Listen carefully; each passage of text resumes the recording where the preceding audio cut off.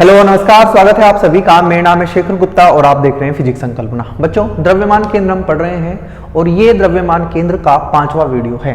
आज के वीडियो में बच्चों हम बात करेंगे कि कैसे एक बड़ी आकृति में से एक छोटी आकृति निकाल ली जाती है और फिर बची हुई आकृति का द्रव्यमान केंद्र निकालना हमसे पूछा जाता है। बच्चों, अब तक हम द्रव्यमान केंद्र द्रव्यमान की सहायता से निकालना सीख रहे थे। आज मैं साथ में आपको ये बताऊंगा कि हम क्षेत्रफल और आयतन की सहायता से भी द्रव्यमान केंद्र निकाल सकते हैं और ये भी सीखेंगे आज की वीडियो में कि ऋणात्मक द्रव्यमान का कॉन्सेप्ट क्या है। हमने तो आज तक नहीं पढ़ा कि ऋणात्मक द्रव्यमान होता है, लेकिन द्रव्यमान केंद्र निकालने में हम कई बार ऋणात्मक द्रव्यमान के कॉन्सेप्ट का यूज करते हैं जब किसी बड़ी आकृति में से किसी छोटी आकृति को काट के अलग कर लिया जाता है। मैं सिखाऊंगा आपको आज, और बहुत ही आसान टॉपिक है। छोटा सा एक कॉन्सेप्ट वो सीख लेना, फिर आप कैसा भी क्वेश्चन यहाँ से कर लेंगे।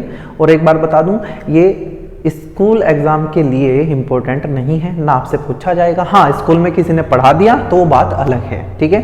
नीट, जेईई मेंस, एडवांस के लिए आप इनको कर सकते हैं, वरना स्कूल एग्जाम के लिए करने की जरूरत नहीं है। तो बिना किसी देरी को शुरू करते हैं बच्चों आज का वीडियो, और हेडिंग सब लगाएंगे शेष आकृतियों का द्रव्यमान केंद्र, centre of mass of remaining system, द्रव्यमान केंद्र। ठीक है, इंग्लिश में आप लिखना चाहोगे तो लिख लेना। मैं आपसे अगर पूछूं बच्चों कि भाई हमारे पास एक द्रव्यमान m1 है, एक द्रव्यमान m2 है और इनके बीच की दूरी, या ये कहिए इनके निर्देशांक x1 y1 और x2 y2 हैं, या मैं आपको ये भी बोल देता हूँ x1, डिटेल में ही बात कर लेते हैं, x1 y1 z1 और x2 y2 z2 हैं, तो आप इसके द्रव्यमान केंद्र के घटक निकाल लो। तो बच्चों हमने सीखा था, हमने कहा था कि मान लेते हैं इसके द्रव्यमान केंद्र का जो x घटक है वो है एक्सियम, और फॉर्मूला आता था m1 x1 plus m2 x2 upon m1 plus m2। आप कहोगे हमें तो याद है, कोई मुश्किल चीज नहीं है। ऐसे बच्चों हमने ycm भी निकालना सीखा था, ऐसे ही हमने zcm भी निकालना सीखा था। मुझे लिखने की जरूरत है तो नहीं, लेकिन फिर भी मैं लिख देता हूँ क्योंकि आपको ये आता है। m1 y1 plus m2 y2 upon m1 plus m2, और zcm आ जाएगा m1 z1 plus m2 z2 upon m1 plus m2। कोई पहली बार ये चीज देख रहा है तो समझ नहीं आएगी। आपको ये पता होना चाहिए कि ये m1 x1 m2 x2 ये xcm ycm zcm क्या है। मैं आपसे पूछूं m1, आप कहें पहला द्रव्यमान है, x1 इस पहले द्रव्यमान का x घटक है, पहले द्रव्यमान का x घटक। द्रव्यमान कहीं बैठा होगा, उस बिंदु के कुछ निर्देशांक होंगे, वे 3 घटक होते हैं, x घटक, y घटक, z घटक। ये x1 m1 का x घटक है, ये x2 दूसरे द्रव्यमान m2 का x घटक है। ऐसे में आपसे पूछ लूं कि ये y1 क्या है, तो आपका जवाब ये होना चाहिए कि भैया m1 जो है वो पहले द्रव्यमान m1 का y घटक है। मैं पूछ लूं y2 क्या है, तो आप बोलोगे कि ये y2 दूसरे द्रव्यमान m2 का y घटक है। z2 क्या है, आप कहोगे z2 दूसरे द्रव्यमान m2 का z घटक है। मैं आपसे पूछ लूं zcm क्या है, आप कहोगे ये हमारे द्रव्यमान केंद्र का z घटक है। ycm द्रव्यमान केंद्र का y घटक है, xcm द्रव्यमान केंद्र का x घटक है। मैंने ये पहली वीडियो वाली बात बताई जो हमने पहली वीडियो में सीखा था। क्यों बताई, अब सुनना बच्चों। होता क्या है कई बार कि हमारे पास कोई आकृति होगी, ऐसे कोई आकृति हमें दे देगा, कैसी भी दे देगा। मैंने मान लिया ये डिस्क है कोई, या मैं मान लेता हूँ ये शंकु है कोई, और हमें ये कह देगा कि हमने इसका ये हिस्सा काट दिया, हमने इसका ये हिस्सा काट दिया, हमने इसका ये हिस्सा काट दिया ऐसे। तो बताओ द्रव्यमान केंद्र कहाँ रहेगा बची हुई आकृति का। तो बच्चों अब ध्यान से सुनना। आप मान लेते हैं हम थोड़ी देर के लिए जो पूरी आकृति है उसका द्रव्यमान m1 है, और अगर इसका क्षेत्रफल है तो इसका क्षेत्रफल a1 है। अगर इसकी बात करें तो पूरी आकृति का द्रव्यमान m1 है और इसका आयतन v1 है। कहीं क्षेत्रफल की बात होगी, कहीं आयतन की बात होगी। हमने कहा मान लेते हैं पूरी वस्तु, पूरी आकृति का द्रव्यमान m1 है, और जिसको हमने काट के अलग किया उसका द्रव्यमान m2 है और उसका क्षेत्रफल a2 है। ठीक है। और बच्चों ध्यान ही रखना कि ये द्रव्यमान जो बिखरा हुआ है, ये द्रव्यमान ये एक समान रूप से बिखरा हुआ है, क्षेत्रफल के ऊपर बिखरा हुआ है, तो आप कहोगे कि इसका जो पृष्ठीय द्रव्यमान घनत्व होगा वो होगा सिग्मा, और इसका भी पृष्ठीय द्रव्यमान घनत्व कितना होगा, सिग्मा, क्योंकि दोनों एक का ही तो पार्ट है, तो सिग्मा नहीं बदलेगा, एक समान रूप से द्रव्यमान बिखरा हुआ है। आपने कहा ठीक है, तो मैंने कहा कि मुझे बताओ कि मान लो ये जो है पूरी बॉडी, पूरी आकृति थी, इसका द्रव्यमान केंद्र पहले कहीं यहां था x1 y1 पर। क्या पूरी वस्तु का द्रव्यमान केंद्र कहां था, यहां x1 y1 पर, जिसको हमने काट के अलग किया। भाई उसका अगर अलग हिस्सा है तो उसका भी तो द्रव्यमान कहीं केंद्र कहीं होगा। हमने कहा मान लेते हैं ये है जिसका निर्देशांक है x2 y2। तो मैंने आपसे पूछा कि मुझे इस बची हुई आकृति का द्रव्यमान केंद्र बता दो। आपने कहा भैया बची हुई आकृति का द्रव्यमान केंद्र हम ऐसे निकाल लेंगे xcm, और ये फॉर्मूला बनेगा पूरी आकृति का द्रव्यमान m1, पूरी आकृति के द्रव्यमान केंद्र का x घटक x1, यहां आता था प्लस, क्योंकि यहां दो द्रव्यमान मिलकर निकाय बना रहे थे। बच्चों जिस द्रव्यमान को काट के हमने निकाला उसको अब हम ऋणात्मक द्रव्यमान बोलेंगे। क्या बोलेंगे, ऋणात्मक द्रव्यमान, क्योंकि वो अब अलग हो चुका है, वो इसका हिस्सा नहीं है, इसलिए हमने इसको नेगेटिव मास बोला, ऋणात्मक द्रव्यमान बोला। और अब यहां माइनस की जगह आएगा प्लस। इसका द्रव्यमान आपने कहा है m2, इसके द्रव्यमान केंद्र का x घटक आपने कहा x2 upon m1 minus m2। ये बना बच्चों नया फॉर्मूला जो हमारे काम आएगा तब जब हम शेष आकृतियों का द्रव्यमान केंद्र निकाल लेंगे। मैंने आपसे पूछा कि आप YCM बता दोगे क्या, आपने कहा भैया क्या दिक्कत है, अब तो हो जाएगा। आपने कहा अब ये बनेगा m1 y1 minus m2 y2 upon m1 minus m2। और मान लो ऐसे ही अगर आपको ZCM निकालना पड़े, यहां तो नहीं है, यहां तो xy है, तो आप कह दोगे m1 z1 minus m2 z2 upon m1 minus m2। ये है बच्चों हमारा ऋणात्मक द्रव्यमान का कॉन्सेप्ट। कहाँ लगेगा, जब भी किसी आकृति में से कुछ हिस्सा काट के बाहर कर दिया जाएगा, जिस हिस्से को हमने काट के अलग किया उसके द्रव्यमान को हम ऋणात्मक द्रव्यमान लेंगे, जो पूरी वस्तु थी उसके द्रव्यमान को हम धनात्मक द्रव्यमान लेंगे, और बची हुई वस्तु का द्रव्यमान केंद्र हम निकाल देंगे। मैं इसको हटा रहा हूं, ये आपको पहले से आता है। मैं आपसे कुछ बातें पूछूंगा बहुत आराम आराम से, आप मुझे सब जवाब देते जाएंगे। आपने कहा ठीक है भैया हम देंगे, आप पूछो हमसे। मैंने आपसे कहा कि भाई मुझे एक बात बताओ, इसको भूल जाओ थोड़ी देर के लिए, कि मान लो ये कोई डिस्क है। डिस्क किसको कहते थे हम, जिसमें सारे में द्रव्यमान भरा हुआ है, ठीक है। आपने कहा जी ठीक। मैंने कहा मान लेते हैं इसका पूरे का द्रव्यमान m1 है। कितना है जी, m1। हमने यहां से ऐसे ये काट दिया, इसको एक छोटी सा डिस्क बाहर निकाल ली, तो क्या यहाँ छेद हो जाएगा। आपने कहा भैया बिल्कुल छेद हो जाएगा। और हमने मान लिया जिसको हमने काट के बाहर निकाला उसका द्रव्यमान m2 है। इसको भी हटा ही रहा हूं मैं, ठीक है। फॉर्मूला आपके समझ आ गया। मैं अब आपसे पूछूंगा कुछ बातें, हो जा भाई साहब। हाँ जी, हमने कहा कि मान लेते हैं बड़ी वस्तु जो बड़ी डिस्क है उसका द्रव्यमान m1 है, छोटा जो हमने काट के बाहर निकाला उसका द्रव्यमान m2 है, और ये मान लेते हैं कि जब तक हमने इसको काटा नहीं था इसका द्रव्यमान केंद्र यहाँ था, और ये है हमारा x1 y1। बताना मुझे एक बार x1 y1 क्या है। जब मैं आपसे पूछूंगा कि x1 y1 क्या है तो आप मुझे ये जवाब देंगे कि ये द्रव्यमान केंद्र है। क्या है ये, द्रव्यमान केंद्र है। किसका, आप कहोगे पूरी वस्तु का, पूरी वस्तु कटने से पहले। अच्छा जी, मैंने कहा जिसको काटा वो उसका द्रव्यमान कितना m2। क्या जिसको हमने काटा उसका भी कहीं द्रव्यमान केंद्र होगा। आपने कहा बिल्कुल होगा जी। हमने इसको नाम दिया x2, y2। और जब मैंने आपसे पूछा कि x2, y2 क्या है, आपने फिर से मुझे कहा कि ये द्रव्यमान केंद्र है। मैंने आपसे पूछा किसका द्रव्यमान केंद्र, आपने कहा जिसको काट के अलग किया, काटी गई आकृति का, काटी गई आकृति का। आप लिखना चाहें तो अच्छे से लिख लेना, पूरी वस्तु का द्रव्यमान केंद्र, काटी गई आकृति का द्रव्यमान केंद्र। ठीक है, आप ऐसे कर लेना या वैसे ऐसे लिख लो, कोई दिक्कत नहीं। मैंने पूछा चाहिए m1 क्या है, m1, और मैंने आपसे पूछा m2 क्या है। आपने कहा भैया बार बार हमें क्यों कंफ्यूज कर रहे हैं, हमें पता है कि m1 ना पूरी वस्तु का द्रव्यमान है, या पूरी आकृति कह देता हूं, लो पूरी आकृति का द्रव्यमान। मैंने कहा बहुत बढ़िया। आपने कहा कि m2 हम खुद बता देंगे, m2 उस वस्तु का, उस आकृति का द्रव्यमान है जिसको काट के बाहर निकाल लिया।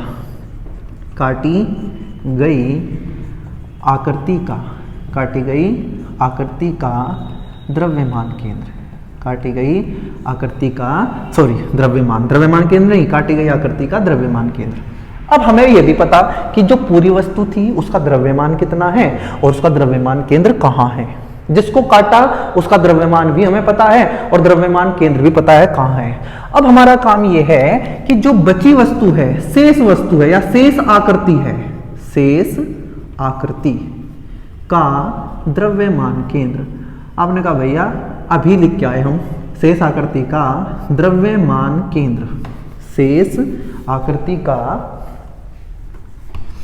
द्रव्यमान केंद्र क्या, मुझे बताओ एक बार। आपने कहा लिखो, हम बोल रहे हैं XCM आएगा m1 x1 minus m2 x2 upon m1 minus m2। बहुत ही बढ़िया, ठीक है। मैंने पूछा बताओ YCM, आपने कहा YCM होगा m2 x2 माइनस, सो एक मिनट ज़्यादा ही जल्दी कर रहा हूँ। YCM क्या होगा बच्चों, m1 y1 minus m2 y2 upon m1 minus m2। देखो यहाँ भले ही जरूरत ना पड़ रही हो ZCM की, लेकिन कहीं पड़ेगी तो आप लिख दोगे m1 z1 minus m2 z2 upon m1 minus m2। अब बस आपको इन सब का मतलब पता होना चाहिए, बस इतनी सी गुजारिश है, आप इनको मतलब याद कर लो कि m1 पूरी वस्तु का द्रव्यमान, पूरी वस्तु का, काटने के बाद नहीं, पूरी वस्तु का। m2 में देखो माइनस लगाया, मतलब ये वो है जिसको काट के अलग किया है। m1 पूरी आकृति का द्रव्यमान, m2 काटी गई आकृति का द्रव्यमान। x1 है पूरी आकृति के द्रव्यमान केंद्र का x घटक। x2 क्या है, काटी गई आकृति के द्रव्यमान केंद्र का x घटक। मैं आपसे पूछूं ये कि मुझे बता दे भाई ये m1 क्या है, आप कहोगे m1 ना पूरी वस्तु का, पूरी आकृति का द्रव्यमान केंद्र। मैंने कहा z1 क्या है, द्रव्यमान है, ये z1 क्या है। मैंने आपसे पूछा ये m1 क्या है, आपने कहा ये पूरी आकृति का द्रव्यमान है। ये z1 ये पूरी आकृति के द्रव्यमान केंद्र का z घटक है। m2 काटी गई आकृति का द्रव्यमान, z2 काटी गई आकृति के द्रव्यमान केंद्र का z घटक। आपने कहा भैया हमें समझ आ गया, हमें कोई दिक्कत नहीं है, और दिक्कत नहीं है तो बस काम बन गया भाई हमारा, आगे कोई मुश्किल यहाँ से नहीं होगी। ठीक है, अब आपने देखा कि हमने उन आकृतियों का द्रव्यमान केंद्र निकालने का फॉर्मूला निकाल लिया जिसमें हम वस्तुओं को काट के अलग कर देते हैं। इसी में बच्चों कई बार हम द्रव्यमान की सहायता से न करके क्षेत्रफल या आयतन की सहायता से हम ये क्वेश्चन कर लेते हैं, तो मैं आपको वो भी सिखा देता हूं। इसको लिख लेंगे, आप नोट कर लेंगे सारी चीज को, मैं इसको हटा रहा हूं भाई।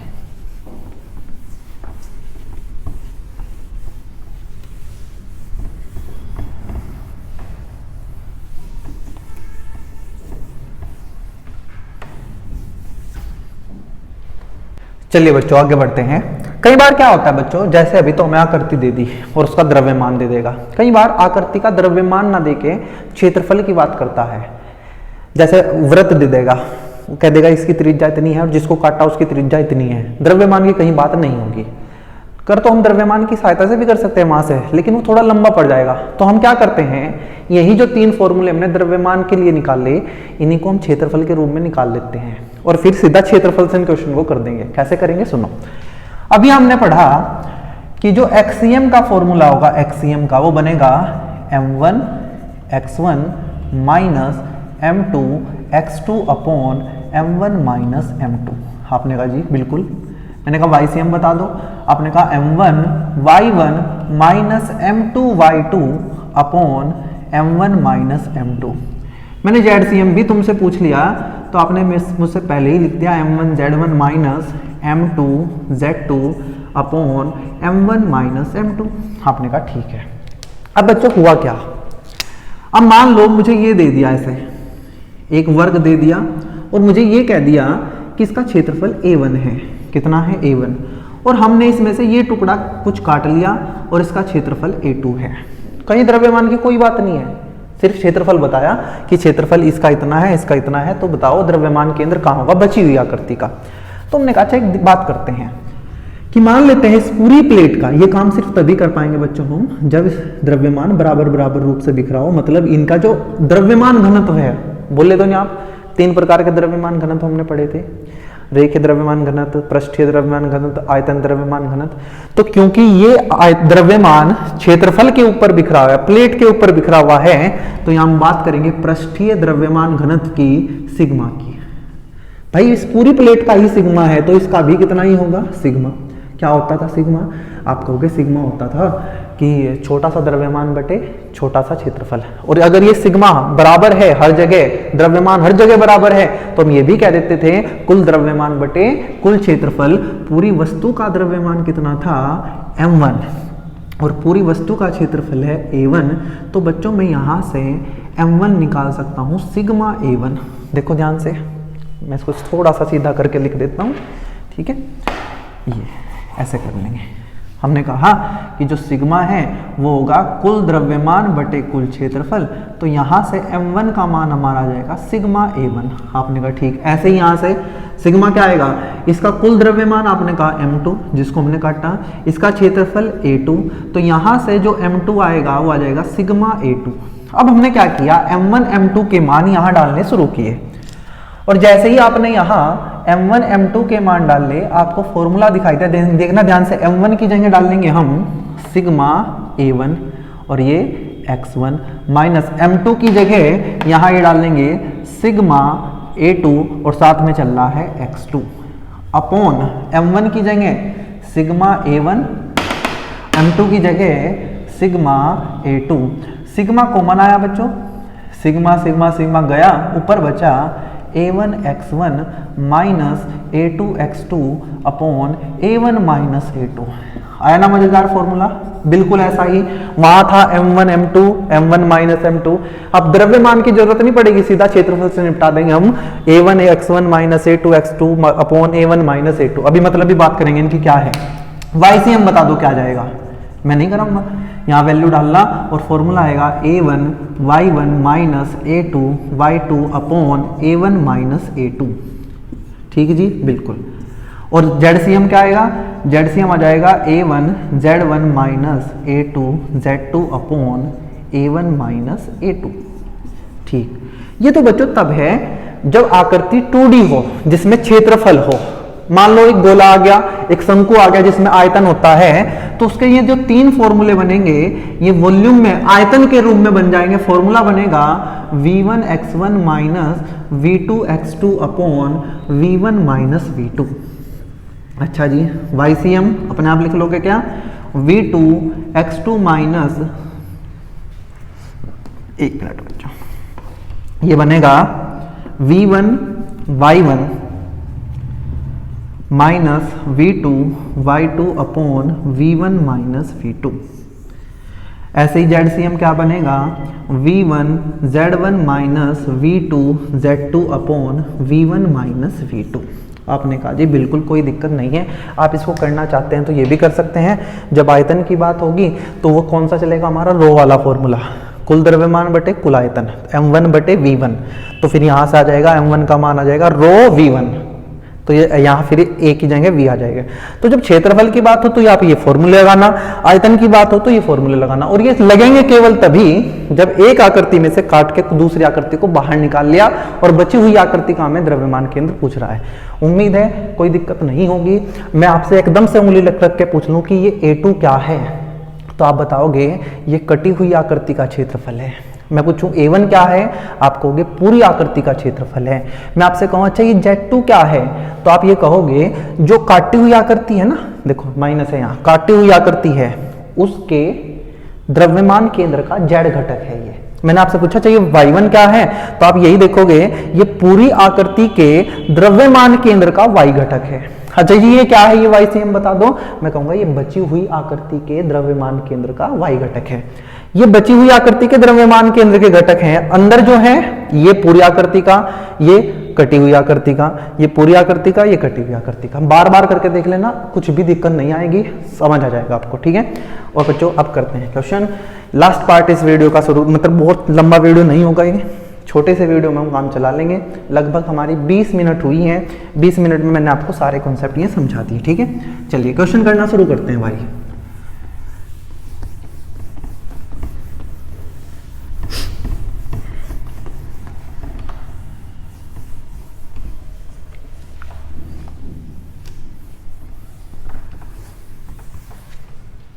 चलिए बच्चों पहला क्वेश्चन करते हैं, और पहला क्वेश्चन ना यहीं से निपटाते हैं। हमें मान लीजिए कह दिया गया, बिल्कुल ध्यान से देखेंगे आप बच्चों इसको, कि हमारे पास एक वर्ग है, वर्ग जिसकी भुजा ए है। इस वर्ग की भुजा बच्चों हमें ए दे दी, और हमें यह कहा गया कि इस वर्ग में से हमने इस कोने पे यहाँ एक हिस्सा निकाल दिया जिसकी ये भुजा दी हमें a/2, और ये भुजा भी उसकी कितनी है, a/2। और आपसे ये कह दिया गया कि आप बची हुई आकृति का द्रव्यमान केंद्र निकाल लो कहाँ है। तो सबसे पहली बात तो ये कि सबसे पहले ये पता करो मूल बिंदु कहाँ। देखो बच्चों द्रव्यमान केंद्र के केस में मूल बिंदु का सबसे बड़ा महत्व है। कहाँ से दिखेंगे सारी चीजें भाई, मैं यहाँ से बताने लगूं तो कुछ आंसर अलग दिखेगा, यहाँ से देखने लगूं तो आंसर अलग देखने को मिलेगा। हमने पता किया था एक वीडियो में, सेकंड वीडियो में शायद, या फर्स्ट वीडियो में ही, कि अलग अलग जगह से देखने पे द्रव्यमान केंद्र की स्थिति अलग अलग दिखाई देगी, लेकिन वो होता वही है, अपनी जगह से हिलता नहीं है। देखने में लगेगा कि अच्छा ये वहां है, कोई दूसरा देखेगा तो उसको अलग दिखाई देगा, ठीक है। इसलिए सबसे पहले डिसाइड करते हैं कि मूल बिंदु कहाँ है। हमने कहा मान लेते हैं मूल बिंदु ये है, ये बच्चों हमारी बन जाएगी एक्स अक्ष, हाँ जी, और ये बन जाएगा हमारा वाई अक्ष। क्या मैं कहीं भी मान सकता हूँ मूल बिंदु? मैं बिल्कुल, मैं यहाँ भी मान सकता हूँ, मैं यहाँ भी मान सकता हूँ, मैं यहाँ भी मान सकता हूँ, कहीं भी मान सकता हूँ, कोई दिक्कत नहीं है। बस मुझे बता दो अगर ये 0 0 है तो ये कितना होगा? आप कहोगे भैया ये होगा a0, ये होगा 0a वाई अक्ष पे है, और ये होगा a, a। आपने कहा ठीक। ये भी दिया गया है क्वेश्चन में कि इस जो वर्ग हमें दिया गया है इसका द्रव्यमान घनत्व एक समान है, द्रव्यमान बराबर रूप से बिखरा हुआ है, मतलब एक समान वो है ये पट्टी, कहीं चौड़ी ऐसा नहीं है कहीं से मोटी है कहीं से पतली है। तो जब मुझे ये पता चला ना कि यार एक समान पट्टी है, तो मुझे ये पता चल गया कि इसका द्रव्यमान केंद्र बिल्कुल इसके केंद्र पे होगा। कैसे पता? हमें पता था कि द्रव्यमान बराबर रूप से बिखरा होता है तो उनका द्रव्यमान केंद्र उनके ज्यामितीय केंद्र पे होता है। जैसे रोड की बात की थी, बिल्कुल बीच में था, तो इसका द्रव्यमान केंद्र भी यहाँ होगा। यहाँ मतलब ये टोटल a है तो ये a/2 होगा, ये भी a है तो ये a/2 होगा, तो ये आ गया a/2। मुझे बताओ ये a/2 क्या है? आप कहोगे ये पूरी आकृति का द्रव्यमान केंद्र है, तो लिख लेते हैं पूरी आकृति का द्रव्यमान केंद्र, पूरी आकृति का द्रव्यमान केंद्र। आपने कहा a/2, हाँ जी बिल्कुल। अच्छा जी, काटी गई आकृति का देख लो, जो काट दी हमने, काटी गई आकृति का द्रव्यमान केंद्र, क्योंकि हमें द्रव्यमान केंद्र की सख्त जरूरत है इसमें, द्रव्यमान केंद्र जो काटी गई आकृति है। आपने कहा भैया ये भी तो वर्ग है, इसका भी द्रव्यमान बराबर होगा तो इसका द्रव्यमान केंद्र बिल्कुल बीच में होगा। आपने कहा बिल्कुल जी होगा। अच्छा मुझे बताओ, ध्यान से करना, यहाँ गलती के सबसे ज्यादा चांस होता है। बच्चे क्या करते हैं, सोचते हैं ये a/2 है तो इसका आधा a/4 हो जाएगा, जबकि वो ये नहीं देख रहे कि सारी दूरियां हमें मूल बिंदु से मापनी है। वे क्या करेंगे, सीधा ये a/2 तो ये उसका आधा a/4 हो जाएगा, ये a/2 ये उसका आधा a/4 हो जाएगा, तो यहाँ लिख देंगे a/4 और क्वेश्चन हो जाएगा गलत। क्यों हो जाएगा? क्योंकि दूरियां यहाँ से मापनी है ना कि यहाँ से। दूरी हमेशा मूल बिंदु से मापेंगे। तो मैंने कहा ये कितना है? आपने कहा भाई ये a/2 है ना, और ये कितना है, ये a/4 है, तो टोटल कितना हो गया a/2 प्लस a/4। ऐसे ही ये कितना है, ये a/2 है, ये कितना है a/4 है, तो दोनों सेम आएंगे, तो सेम आएंगे तो कर लो, ये आ जाएगा 4, 2a प्लस a, ये आ जाएगा बच्चों 3a/4, तो ये बिंदु बनेगा हमारा 3a/4, 3a/4। ठीक है, तो यहां लिख देता हूं 3a/4, 3a/4। देखो बच्चों, क्वेश्चन में कहीं द्रव्यमान नहीं दिया गया है, हमें नहीं कहा गया कि द्रव्यमान इतना है, यहां में भुजा दे दी, तो मैं क्या, मेरा दिमाग खराब है कि मैं द्रव्यमान निकाल लूंगा? आप कहोगे भैया हम इसको क्षेत्रफल वाले क्वेश्चन सवाल से कर देंगे। तो क्या था वो फॉर्मूला था XCM बराबर A1 x1 minus A2 x2 upon A1 minus A2। आपने कहा जी बिल्कुल। और YCM क्या होता था? आप कहोगे A1 y1 minus A2 y2 upon A1 minus A2। मैं आपको पूछूंगा जल्दी से और आप मुझे जवाब देंगे। A1 क्या है? आप कहोगे A1 पूरी आकृति का द्रव्यमान है। पूरी आकृति का द्रव्यमान, पूरी आकृति क्या है? आपने कहा वर्ग है, वर्ग का क्षेत्रफल उसकी भुजा का स्क्वायर होता है, जो कि ये हो जाएगा a स्क्वायर। आपने कहा बिल्कुल। ये x1 क्या होता है जी? x1 होता है पूरी आकृति के द्रव्यमान केंद्र का x घटक। पूरी आकृति के द्रव्यमान केंद्र का x घटक कितना है? a/2 है जी। माइनस A2 क्या होता है? A2 काटी गई आकृति का क्षेत्रफल है। काटी गई आकृति की का भुजा क्या है? a/2, तो ये बन जाएगा a/2 का स्क्वायर। ये x2 क्या होता है जी? आपने कहा भैया ये x2 काटी गई आकृति के द्रव्यमान केंद्र का x घटक है, जो कि हमारा 3a/4 है। कितना है? 3a/4। हमने जब इसको सोल्व किया, नहीं अभी तो नीचे भी रहेगा भाई, जल्दी नहीं करनी। a1 ये है a स्क्वायर माइनस A2 ये है a/2 का स्क्वायर। इसको मैं नीचे सोल्व कर रहा हूँ, आप देखना ध्यान से। a square into a/2, a square इधर a बचेगा, यह जाएगा a3 और साथ में ऊपर होगा 3, 2 का स्क्वायर 4, 4 चौक 16। आपने कहा ठीक। नीचे a स्क्वायर माइनस a²/4। आपने कहा ठीक। a³ कॉमन लिया, a³ यहाँ भी है, a³ यहाँ भी है, 2 भी कॉमन ले लिया। यहाँ बचा कितना? 1 माइनस a³ बाहर गया, यहाँ बचा 3, 2 बाहर गया तो यहाँ बचा 8 बटे ये। यहाँ 4a² में से 1a² गया, 3a²/4। a स्क्वायर से ये 2 पावर 3 पावर में से 1 बचेगी, तो यहाँ बचेगा a। इस 2 से ये 4 जाएगा, 2 घूम के जाएगा ऊपर, तो यह जाएगा, मैथ्स आपको आता है ठीक है।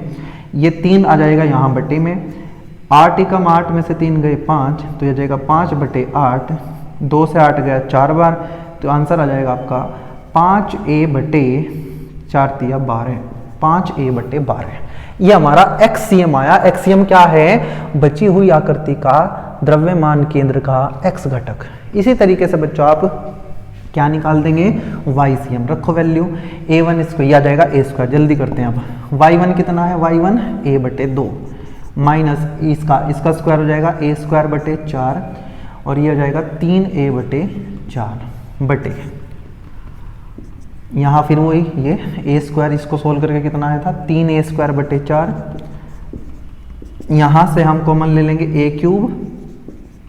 a³/2, यहाँ बचेगा 1, यहाँ बचेगा 3, 4 चौक 16 में से 2 गई है 8 आ जाएगा, और घूम के ये उल्टा होके 4/3a²। इससे ये गया, 2 से ये 2 गया, ये 2a बचा 3, 8 में से 3 गए 5/8, यह आ जाएगा 5a/12। मतलब ये भी सेम आया है, तो पता भी है हमें, क्योंकि एक जैसी आकृति थी, एक जैसी ही काट दी, तो द्रव्यमान केंद्र सारे एक जैसे ही आएंगे। 5a/12 क्या होता है? अच्छा मुझे बताओ, अगर ये 6 होता, थोड़ा सा दिमाग लगाएं रीजनिंग वाला, 6 से 12 जाएगा तो 2 आ जाता, a/2। a/2 मतलब 0.5a, आधे पे होता, लेकिन ऊपर कुछ कम है, तो इसका मतलब ये आधे से पहले होगा। पहले द्रव्यमान केंद्र यहाँ था, अब कहीं यहाँ खिसक जाएगा। लेकिन सुनो, ये y वाला भी खिसक गया, ये भी पहले a/2 पे था, लेकिन अब थोड़ा सा कम आएगा, मतलब द्रव्यमान केंद्र कहीं यहाँ हो जाएगा। आप जानते हैं द्रव्यमान केंद्र हमेशा बड़े द्रव्यमान की तरफ भागता है। हर जगह द्रव्यमान बराबर था तो बिल्कुल बीच में द्रव्यमान था, क्योंकि इधर से द्रव्यमान कट गया है तो ये द्रव्यमान केंद्र कहीं इधर भागेगा बड़े द्रव्यमान की तरफ। ठीक है, उम्मीद है ये समझ आ गया होगा। आगे एक और क्वेश्चन मैं आपको ऐसा ही दूंगा, क्वेश्चन लिखते ही आप वीडियो रोक देना और उसको करने की कोशिश करना, और जैसे ही हो जाए फिर देखना कि क्या मैंने भी ऐसे ही किया है, आंसर हमारा सेम आया है क्या। ठीक है, चलिए करते हैं क्वेश्चन नंबर 2।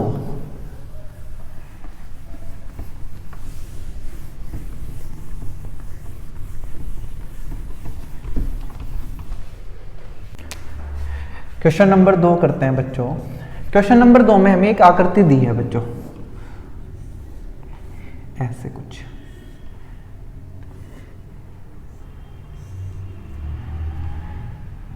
और हमें ये कहा गया है, देखो ऐसी आकृति है, ये एल शेप में, एल है ये, और बिंदु दिए हैं। ये बिंदु हमें कहा गया है कि ये 0 0 है, ये 1,0 है, हाँ जी, ये है हमारा 1,2, ये है हमारा 0,3,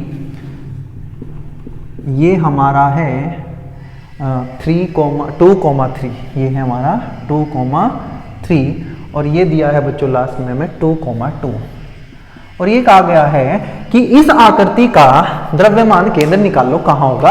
और आपको अब की बार पहले ही बता दिया कि ये मूल बिंदु है, तो आपको अपने से कुछ नहीं करना, ये हमारा एक्स अक्ष हो गया, ये तो मैं वैसे समझाने के लिए बताता हूँ, वरना इसको भी कर, और ये हमारा वाई अक्ष हो गया। ठीक है, आपने कहा ठीक है जी। आपने कहा भैया कैसे करें इसको, मैंने कहा बच्चों क्या अगर ये इसका ये हिस्सा भी हो जाता है ना, तो क्या एक पूरी आकृति बन जाती, पूरी आकृति। इसका मतलब है इस पूरी आकृति में से इन्होंने ये आकृति काट दी। आपने कहा जी हाँ, यही तो बात है, पूरी आकृति में से कुछ आकृति काट दी और कटी हुई आकृति का द्रव्यमान केंद्र में पूछ लिया। मतलब ये क्वेश्चन वही है जो भी हमने किया, वो बस वर्ग का था, ये आयत है। देखो ये भुजा जो इसकी है, ये 2 भुजा है। अच्छा, इसको मैं अगर बोल लूंगा तो ये देखो यहाँ कितना बनेगा, ये बनेगा 2,0, ये है 0 0, एक्स पे चल रहे हैं तो 1 0, फिर यहाँ 2 0 हो गया। ये पूरा, ये भुजा इसकी 2 है, ये भुजा इसकी 3 है, तो ये आयत है। ठीक है, करें क्या क्वेश्चन को, आप ट्राई करना इसको खुद। ये पूरी आकृति है, ये काटी गई आकृति है, ये बची हुई आकृति है। तो मैं, आप इसको यहीं रोकना, मैं करना शुरू करता हूं। मैंने कहा पूरी आकृति का, पूरी आकृति का द्रव्यमान केंद्र, पूरी आकृति का द्रव्यमान केंद्र। आपने कहा कि भैया ये पूरी आकृति एक जैसी है, द्रव्यमान सारी जगह बराबर है, तो द्रव्यमान केंद्र कहीं बीच में होगा। ये पूरी भुजा 2 है तो कहीं वो द्रव्यमान केंद्र 1 पे होगा। आपने कहा जी बिल्कुल। ये पूरी भुजा 3 पे है तो इसका मतलब वो इसके आधे पे होगा, ये 3/2 पे होगा। ये पूरी आकृति का द्रव्यमान केंद्र निकाल लिया। अच्छा जी, जो काटी गई आकृति है उसका, काटी गई आकृति का द्रव्यमान केंद्र, आपने कहा वो भी तो एक जैसी है। देखो ये, इसका द्रव्यमान केंद्र बिल्कुल बीच में होगा। मैंने कहा अच्छा ये बताओ ये कितना है, आपने कहा यहाँ 1 से 2 तक गए हैं तो ये भुजा 1 है, तो ये 1/2 पे होगा। लेकिन ये भी तो देखना, यहाँ से मापना, ये 1 और ये 1/2 तो आ जाएगा 3/2। आपने कहा जी बिल्कुल। देखो ना, ये भुजा कितनी है, यहाँ 1 से हम कहाँ जा रहे हैं 2, एक्स अक्ष में चल रहे हैं 1 से 2, तो ये 1 है। द्रव्यमान केंद्र बिल्कुल बीच में कहीं 1/2 पे होगा, लेकिन ये 1/2 तो यहाँ से यहाँ तक है, ये पूरा कितना है 1, तो 1 + 1/2 कितना जाएगा 3/2। आपने कहा ठीक। वाई में, आपने कहा वाई में ये देखो भुजा, ये 0 से कहाँ गए हम 2 में, 0 से कहाँ गए 2, मतलब ये पूरी भुजा 2 है तो कहीं बीच में 1 पे इसका होगा तो ये आ जाएगा 1। आपने कहा ठीक। पूरी आकृति का क्षेत्रफल, पूरी आकृति का क्षेत्रफल बता दो। आपने कहा भैया पूरी आकृति का क्षेत्रफल होता है A1, और ये एक आयत है, आयत का होता है लंबाई गुना चौड़ाई, लंबाई 2 है, चौड़ाई 3 है, तो आ जाएगा 6 मीटर स्क्वायर मान लेंगे, जो अगर दे रखा है, वरना कोई जरूरत नहीं है। ठीक है, हमने कहा ठीक है। अजी जो काटी गई आकृति है, काटी गई आकृति का क्षेत्रफल आपने कहा A2, ये है वो काटी हुई आकृति, इसकी लंबाई 1 से 2 मतलब 1 है, और ये चौड़ाई 2 है, तो आ जाएगा 2। मैं लिख देता हूँ मीटर स्क्वायर, वैसे दिया होगा तो लिखेंगे, नहीं दिया होगा तो नहीं लिखेंगे, मात्रक स्क्वायर लिख देंगे। हमने कहा शेष आकृति का, जो बची हुई आकृति है, शेष आकृति का द्रव्यमान केंद्र बताओ। अब तो कुछ बचा ही नहीं है, आप जल्दी से फॉर्मूला लगा दोगे। एक्ससीएम बराबर a1 x1 minus a2 x2 upon a1 minus a2। आपने कहा a1 कितना 6, x1 मतलब पूरी आकृति के द्रव्यमान केंद्र का x घटक 1 माइनस a2 2, काटी गई आकृति के द्रव्यमान केंद्र का x घटक 3/2 बटे 6 माइनस 2, यह आ जाएगा 6, 2 से गया 2 3, 6 में से 2 गए 4, 6 में से 3 गया 3, 3/4, यह आ जाएगा बच्चों 3/4। 3/4 कितना होता है? लगभग 0.75 होता है, मतलब 1 से कम आएगा।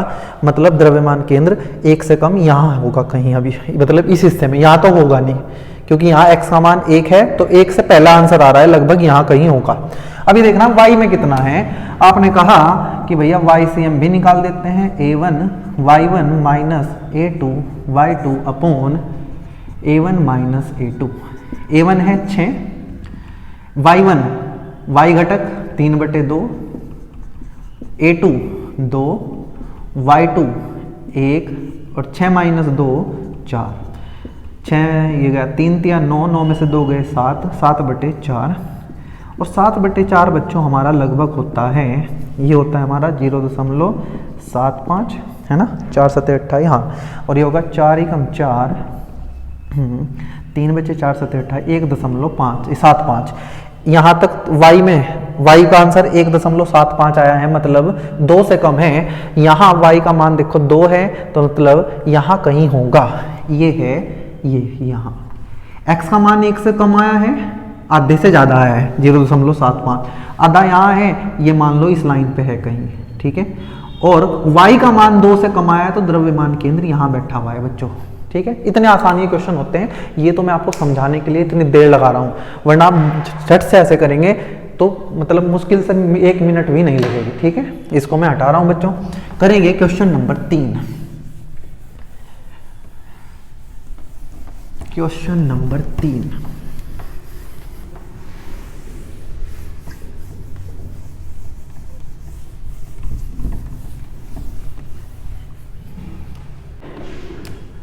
क्वेश्चन नंबर 3 करते हैं बच्चों। क्वेश्चन नंबर 3 हमें कहता है, बढ़िया क्वेश्चन है, कि एक वृत्ताकार डिस्क है, डिस्क हमने पढ़ी है जिसमें अंदर द्रव्यमान भरा हुआ होता है, ये खोखली नहीं होती, ठीक है। हमें कहा गया है कि ये जो वृत्ताकार डिस्क है इसकी त्रिज्या a है बच्चों, a, ठीक है। और ये क्या किया गया कि यहाँ एक वृत्ताकार डिस्क काट दी ऐसे, ये बाहर निकाल ली काट के, ऐसे काटी। इसकी त्रिज्या कितनी है? त्रिज्या है a, ये पूरा a है। और हमें कहा गया कि जो हमने अंदर इसके डिस्क काट दी उसका केंद्र यहाँ है, मतलब ये दूरी होगी a/2, मतलब छोटे वाले की त्रिज्या a/2 है और बड़े वाले डिस्क की त्रिज्या a है। हमें कहा गया है कि ये जब हम काट के बाहर निकाल देंगे तो बची हुई आकृति का द्रव्यमान केंद्र निकाल लो। आपने कहा कुछ भी तो नहीं बचा, इसका द्रव्यमान केंद्र निकालना है बच्चों। अगर मैं थोड़ा सा करके दिखाऊं,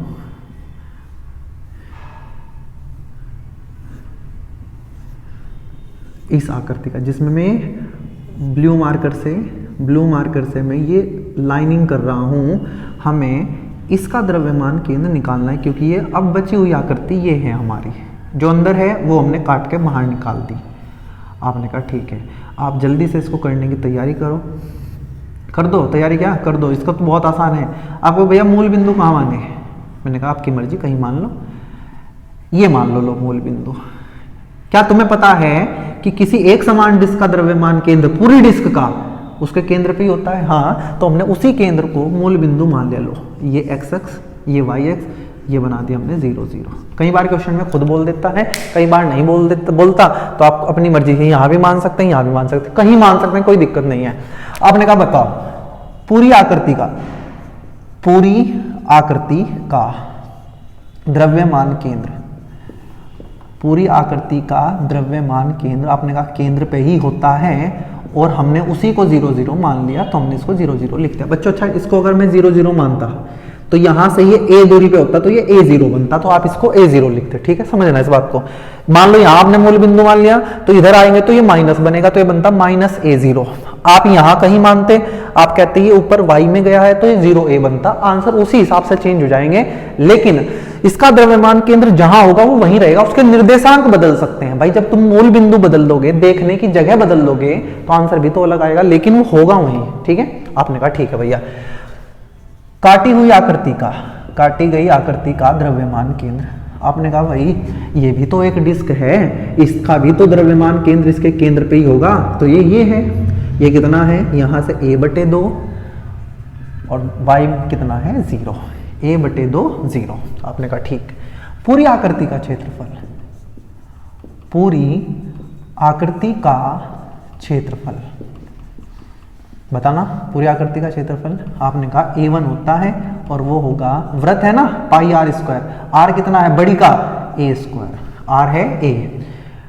काटी गई आकृति का क्षेत्रफल होता है a2 और a2 होगा पाई, और जो काटी गई है उसकी त्रिज्या कितनी है a/2, उसका स्क्वायर, तो ये बनेगा पाई a²/4। ठीक है, लगाओ फॉर्मूला। शेष आकृति का द्रव्यमान केंद्र, शेष आकृति का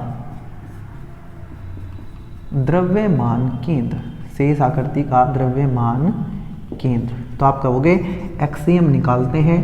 क्या होता है एक्सियम? आप कहोगे क्षेत्रफल वाला, बनेगा हाँ, a1 x1 minus a2 x2 upon a1 plus a2। क्या गलत कर रहा हूँ, a1 माइनस a2, आप नहीं करेंगे गलती। a1 पाई a², x1 है 0, हो 0। a2 पाई a²/4, x2 कितना, x2 ये a/2, बोलना मत इनको। x2 है काटी गई आकृति के द्रव्यमान केंद्र का x घटक, काटी गई आकृति के द्रव्यमान केंद्र का x घटक, ये बटे a1 पाई a² माइनस a2 पाई a²/4। सोल्व कर लें, हाँ आपने कहा ये तो 0 ही हो गया, तो आंसर माइनस में आएगा। ऊपर पाई है, नीचे दोनों जगह पाई है, कैंसिल हो गया। ऊपर a³ है, नीचे a² है, तो ऊपर कट के 1a बचा, तो ऊपर बचा 1a, 4 दूनी 8, नीचे से पाई भी चला गया, a² भी चला गया, यहाँ तो बचा 1, यहाँ बचा 1/4, 1 माइनस 1/4 बनेगा 3/4। उम्मीद है समझ आ गया होगा। यह आ जाएगा बच्चों आपका कितना, 4 से गया ये 2, माइनस a/6, कितना आ गया, माइनस a/6। इसका मतलब भी आपको बताऊंगा कि माइनस का मतलब क्या है।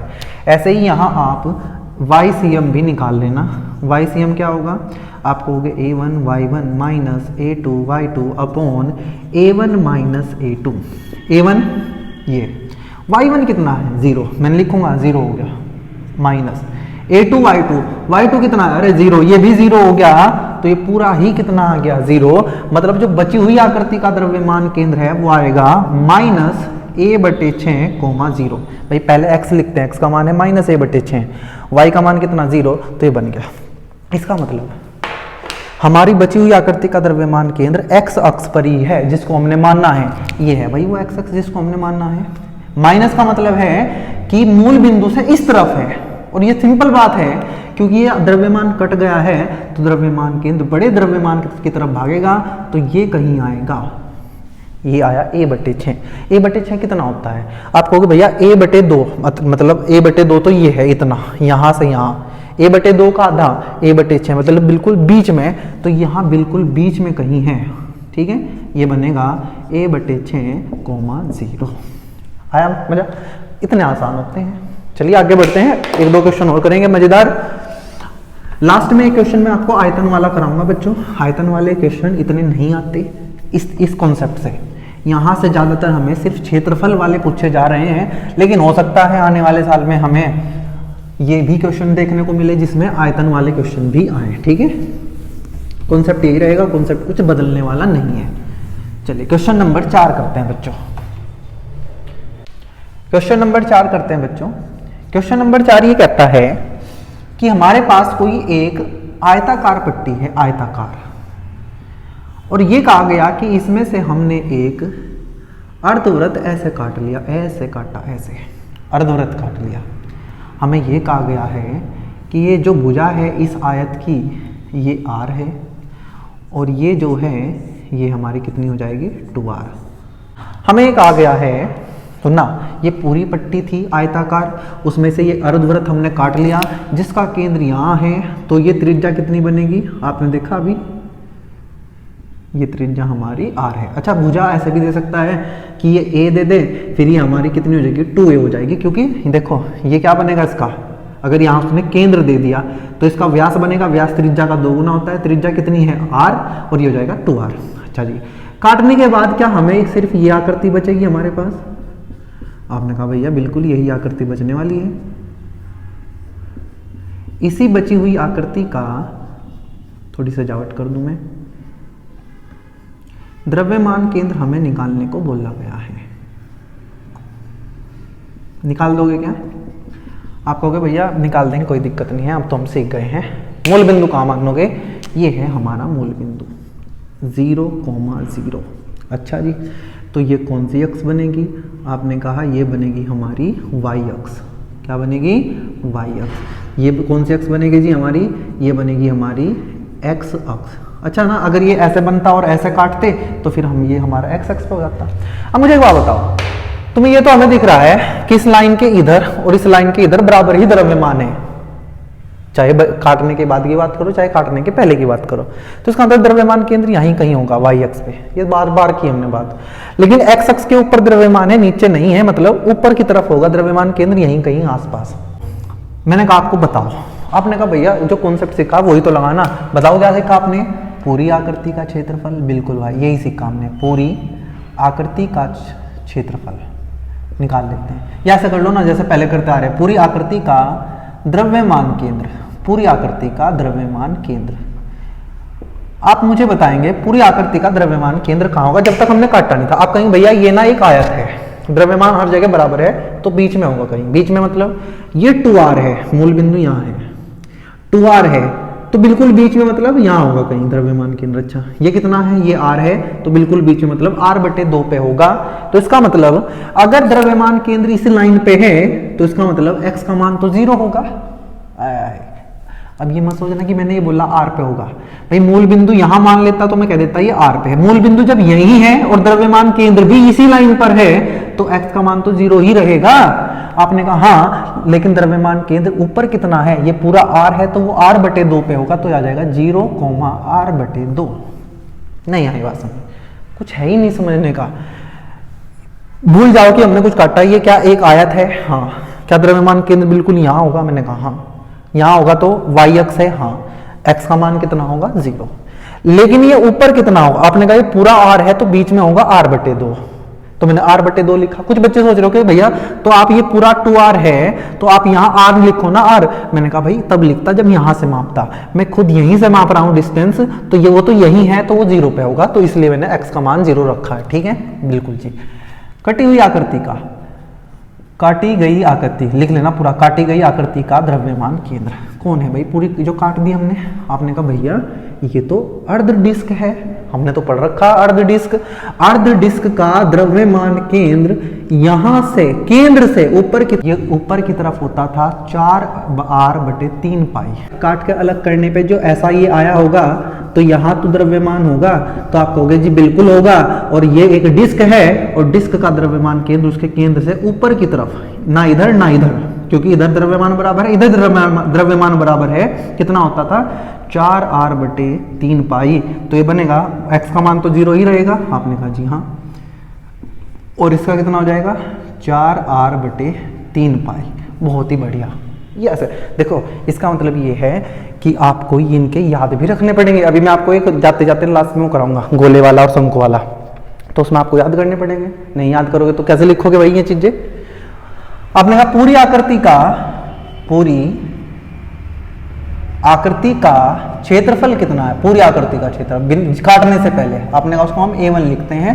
और ये एक क्या है, ये एक आयत है। आयत होता है लंबाई गुणा चौड़ाई, लंबाई है 2r और चौड़ाई है r, तो ये हो जाएगा 2r²।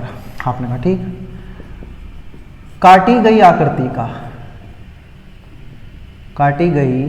आकृति का क्षेत्रफल, काटा क्या हमने? आपने कहा हमने तो आधी डिस्क काटी है। आधी डिस्क मतलब आधा वृत्त मतलब πr²/2। त्रिज्या कितनी है r, ये मत सोच लेना ये त्रिज्या ये है आर, पाई आर स्क्वायर बटे 2। अब तो कुछ भी नहीं बचा, बची हुई आकृति का द्रव्यमान केंद्र निकालने के लिए आप पहले निकाल लेंगे एक्सीएम, इधर आप निकाल लेंगे वाईसीएम। एक्सीएम होता है, थोड़ा अच्छा लिख लेता हूँ,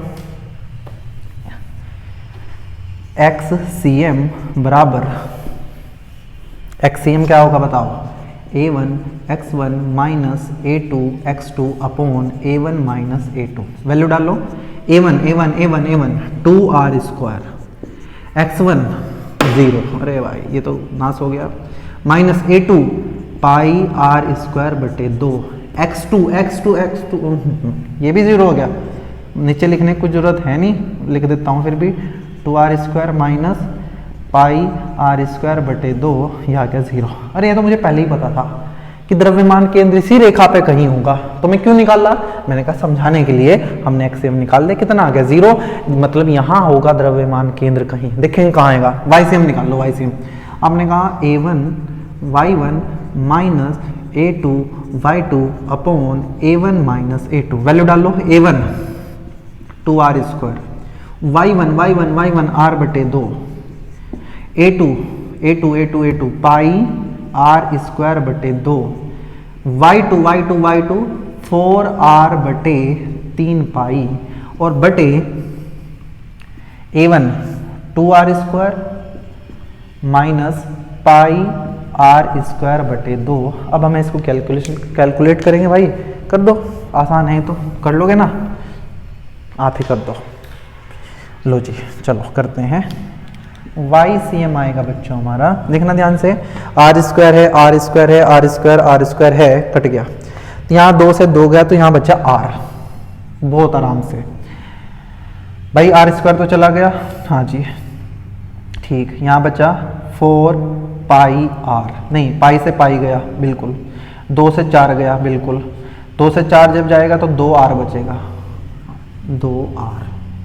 आपने कहा ठीक, सही है क्या भाई, ये देखना 2 से 2 गया, आर स्क्वायर कैंसिल हो गया, यहाँ खाली बचा r, हाँ माइनस पाई से पाई गया, आर स्क्वायर बाहर चला गया, 2 से 4 गया, हमने कहा ठीक है, ये 3 भी तो बच रहा है, 2r बटे 3। एक बार देख लेना अगर मैं गलती कर दूँ, आर स्क्वायर से आर स्क्वायर चला जाएगा, यहाँ बचेगा 2 माइनस पाई बटे 2 माइनस पाई बटे 2, आप यहाँ से एलसीएम लेंगे तो 3r में से 2r जाएगा तो r बचेगा, बटे में बचेगा 3, 2 दूनी 4 माइनस पाई, 2 दूनी 4 माइनस पाई, और ये 2 ऊपर जाएगा, 2r बटे 3 4 माइनस पाई, ये आंसर आ गया हमारा। इसका मतलब इतने ऊपर प्लस आएगा, देखो ये पाई का मान 4 से छोटा होता है 3.14, इसका मतलब ये y का मान प्लस आएगा, प्लस होने का मतलब ऊपर की तरफ आएगा, कितना 2r बटे 3 4 माइनस पाई, या मन गुणा कर देना जैसे आप चाहो, ये करने का तरीका है इसको, मुश्किल क्वेश्चन नहीं है। कभी आप सोच रहे हो कि ये पता नहीं कैसे कैसे हुआ, वैसे कोई सोच तो रहा नहीं होगा ऐसा। लास्ट क्वेश्चन करते हैं बच्चों, जिसमें मैं अब आपको 3D डायग्राम वाला क्वेश्चन कराऊंगा। 3D डायग्राम मतलब अब हम एक 3D आकृति में से 3D आकृति को काट के बाहर निकाल लेंगे और बची हुई आकृति का द्रव्यमान केंद्र निकाल लेंगे, उसमें हम अपने द्रव्यमान वो आयतन वाले कॉन्सेप्ट का यूज करेंगे। हमने कहा ठीक है, करो भाई करें। क्वेश्चन बहुत सारे बनाए जा सकते हैं, मैं आपको सिर्फ एक ही क्वेश्चन कराऊंगा, एक क्वेश्चन बस, ठीक है। आपने कहा ठीक है जी कराओ, कैसा करें। हमने कहा मान लेते हैं हमारे पास एक बेलन है, बेलन। मैं जाते जाते आपको ना 1-2 क्वेश्चन बता दूंगा, उनको जाके ट्राई कर लेना, करने की कोशिश करना अगर करना चाहते हैं आप। ये बेलन है, हमें ये कहा गया कि ये जो बेलन है इसकी जो ऊंचाई है वो है हमारी R 3R, कितनी है 3R, और इसकी जो त्रिज्या है यहाँ से, ये त्रिज्या इसकी R है। आपने कहा ठीक।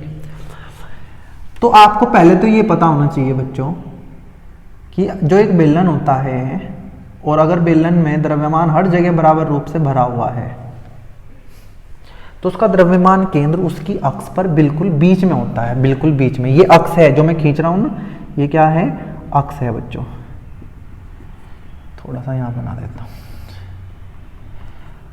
यहाँ मान लो ये कितना है, ये 3r है, तो 3r के आधे में, ठीक है, 3r के आधे में जाके मतलब 1.5r पे द्रव्यमान केंद्र बैठा हुआ पूरी आकृति का। पहले लिख लेता हूँ मैं यहाँ से, या फिर पहले बता देता हूँ। और ये कहा गया कि यहाँ से इसके कोने से एक अर्धवृत्त काट दिया, अर्धवृत्त नहीं, सॉरी अर्धगोला काट दिया। अर्धगोला मतलब ये काट के बाहर निकाल दिया। आपने देखा होगा जब आप आइसक्रीम खाते हो कहीं जाके, तो जो उसमें आइसक्रीम डालता है तो ऐसे निकालता है ना, तो वो गोला, आधा गोला सा निकल के आ जाता है। मतलब वो तो जितना हिस्सा उसमें होगा उतना निकलेगा, तो वहाँ वो खाली जगह बच जाएगी।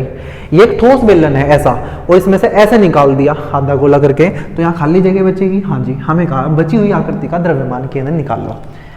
आपने सबसे पहले ढूंढा कि भाई हम मूल बिंदु किसको मानने हैं। आपकी मर्जी है बच्चों, यहाँ मान लो, यहाँ मान लो, कहीं मान लो।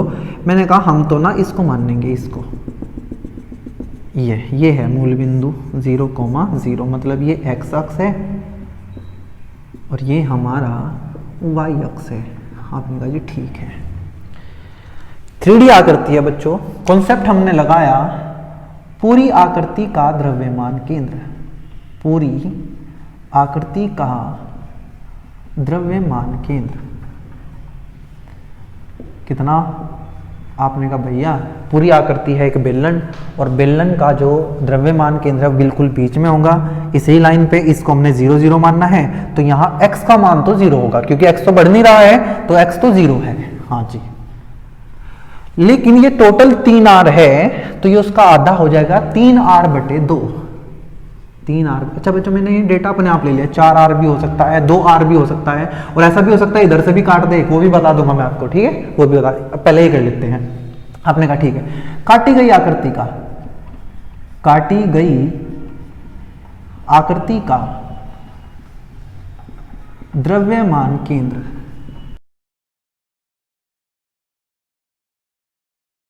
मैंने आपसे पूछा कि भाई ये जो काटी गई आकृति है ये तो हमारा अर्धगोला है। कैसा, ठोस अर्धगोला है। भाई जब हम इसको काट के बाहर निकाल लेंगे तो यहाँ तो द्रव्यमान भरा होगा, यहाँ से जगह खाली हो जाएगी, लेकिन ये तो भरा हुआ होगा ना। तो आपने कहा भैया ये भरा हुआ होगा, तो ये एक अर्ध ठोस गोला है, और अर्ध ठोस गोले का द्रव्यमान केंद्र हमने देखा था कि वो केंद्र से ऊपर की तरफ 3r/8 दूरी पे होता था। अगर ये खोखला गोला होता तो हम कहते हैं r/2 दूरी पे है, लेकिन ठोस गोले का इसके केंद्र से ऊपर की तरफ कितनी दूरी पे होता था, 3r/2 पे, मतलब यहां कहीं r होगा। r इसकी त्रिज्या है, r क्या है, त्रिज्या, 3r/8, 3r/8। कहां से, यहां से। इसका मतलब इसका भी x का मान तो 0 ही होने वाला है, लेकिन y का मान आएगा 3r/8। देख लो ऊपर की तरफ x का मान 0 ही रहेगा, y बढ़ रहा है ऊपर, ठीक है। ध्यान रखना r इस गोले की त्रिज्या है, ठीक है। हम गोले की त्रिज्या के हिसाब से बात कर रहे हैं, वही त्रिज्या किसकी है, बेलन की है, ठीक है। हमने कहा ठीक है भैया। मैंने कहा पूछा क्योंकि ये 3D आकृति है तो यहाँ क्षेत्रफल वाला कॉन्सेप्ट नहीं लगने वाला, यहाँ लगेगा आयतन का कॉन्सेप्ट। तो हमने कहा पूरी आकृति का कॉन्सेप्ट बताओ, सॉरी पूरी आकृति का क्या, आयतन बताओ, कॉन्सेप्ट नहीं, आयतन बताओ। आपने कहा भैया V1 बोल देंगे हम, V1।